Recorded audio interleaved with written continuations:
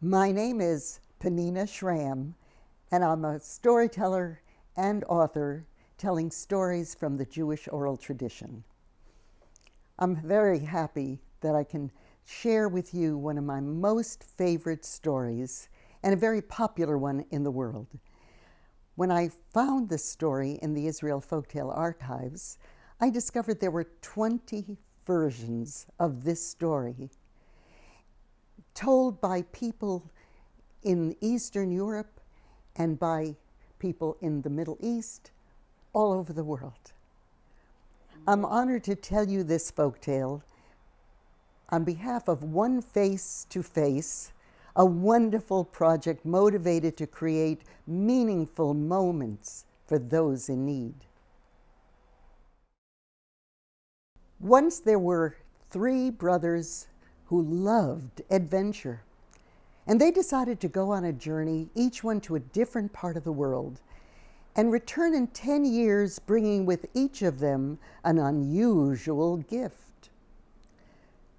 The eldest brother traveled east, and he searched for what would be unusual. And he came into a marketplace, and there were entertainments of all kinds.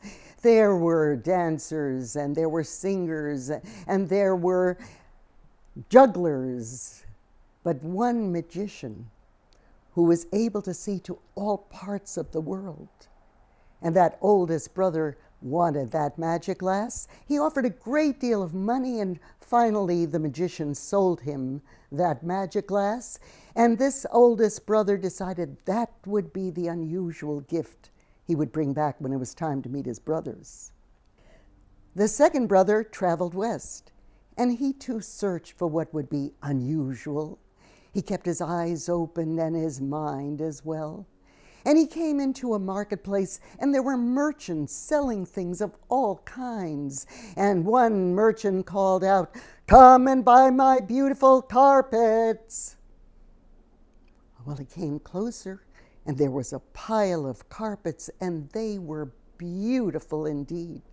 But what was even stranger was that at the very bottom of that pile of carpets, one carpet began to move as if by itself. "What sort of carpet is this that moves by itself?" he asked the merchant.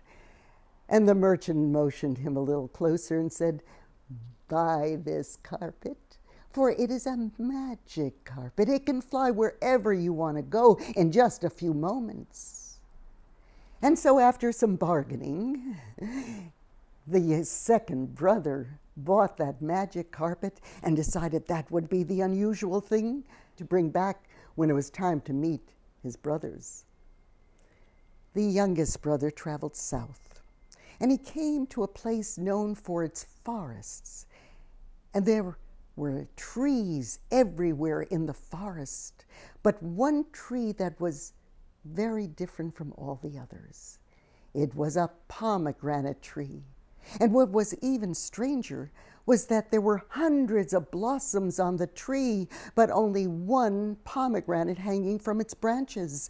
The youngest brother reached to pluck that pomegranate, but the pomegranate fell into his palm, and another one instantly burst from a blossom. The youngest brother looked back to see that pomegranate tree, but it had vanished. And he looked at this beautiful fruit, this beautiful pomegranate, and he said, "There is some mystery about this pomegranate, but what sort of magic it contains, I do not yet know, but I will bring this back when it's time to meet my brothers." 10 years passed, and the 3 brothers came together, and they were happy to see each other, and they began to share what unusual gifts they had brought with them. The oldest brother said, "Let's look into the magic glass and see what I can see." And he saw in a distant kingdom a princess was lying ill, and the king brought physicians from everywhere to cure the princess, but no one succeeded. The second brother said, "Come, my brothers. We can fly there on my magic carpet and just be there in a few moments to that distant kingdom." And so they flew to that faraway kingdom, and when they arrived, they found the king was grieving for his only daughter, his beloved daughter. And the king in his grief said, "Whoever saves my daughter will marry her and have half the kingdom besides." As if in a dream, the youngest brother heard a voice, and it said, "The pomegranate, the pomegranate, the pomegranate, the pomegranate, the pomegranate, pomegranate, pomegranate." And the youngest brother said to the king, "Your Majesty, let me try to save your daughter." And he was brought to where the princess was lying in her bed. And he sat next to the bed, and he began to cut open that pomegranate. And he cut out those little juicy seeds of the pomegranate, feeding the kernels of the pomegranate one by one by one. And soon the princess stood up from the bed, and she was fully restored to health. The king was delighted, happy to find that his daughter was happy and alive and healthy again. And he turned to the three brothers and said, "Whoever saved my daughter will marry her." Well, the three brothers began to argue as to which one deserved to marry the princess. "If it were not for my magic glass," said the oldest brother, "we could never have seen that the princess was ill in the first place. I deserve to marry her." "No," said the second brother, "if it were not for my magic carpet, we could never have arrived in time, and the princess would have died. I deserve to be her husband." "No," said the youngest brother, "if it were not for the magic pomegranate, the princess could not have been cured. I deserve to be her husband." Now, since the three brothers could not decide who should marry the princess, the king tried to decide, but he looked at those three handsome and resourceful young men, and he could not decide. And then he turned to his daughter and said, "My daughter, you are known for your great beauty, but also for your chokhmah, your wisdom. Tell me, my beloved daughter, with your wisdom, who do you think deserves to marry you?" Now, if you were that wise princess, who would you choose and why? Oh, I see you would like to know how this folktale ends in the folklore tradition. Very well. I will continue telling you the story. The princess looked at the three young men and said, "I will ask each of you a question." And she turned to the oldest brother and asked, "Has your gift changed in any way since you arrived in this kingdom?"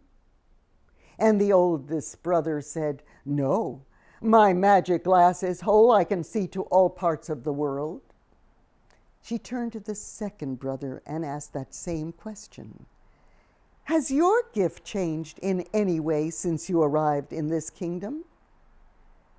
And the second brother said, "No, my magic carpet is the same. I can fly wherever I want." And she turned to the youngest brother and asked that same question. "Has your gift changed in any way since you arrived in this kingdom?" And the youngest brother said, "Yes. My pomegranate is no longer whole because you ate of it." The princess looked at the youngest brother and said, "I will marry you because you gave up something of your own." And a lavish wedding was prepared for the youngest brother to marry the princess. And the king appointed all three brothers and the wise princess as advisors to the throne. And together all of them lived in happiness and in wisdom and in peace, happily ever after. The message of this story is to give of oneself. It's a beautiful, beautiful value that is universal. And when the volunteers come to tell you a story, they are truly giving of themselves. And so telling a story and listening to a story is to give of oneself.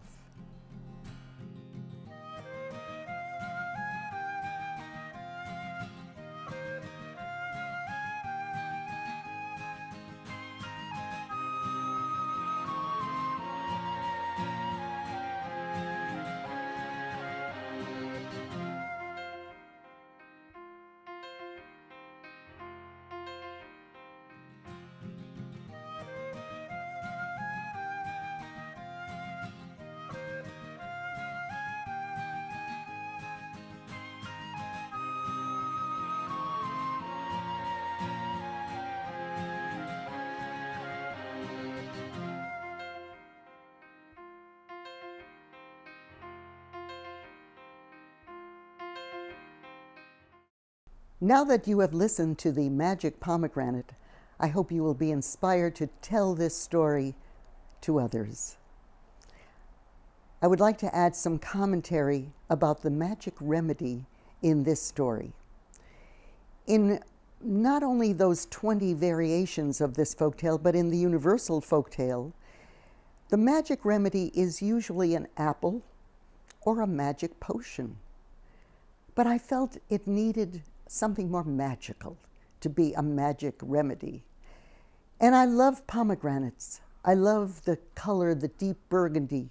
I love the design of that beautiful fruit. And inside there are these wonderful juicy kernels of the pomegranate, magical. And so I decided to substitute the pomegranate for the apple, because the pomegranate is filled with symbolism, blessings of fertility and plenty. And so the pomegranate is what I introduced as the magic remedy in this folktale.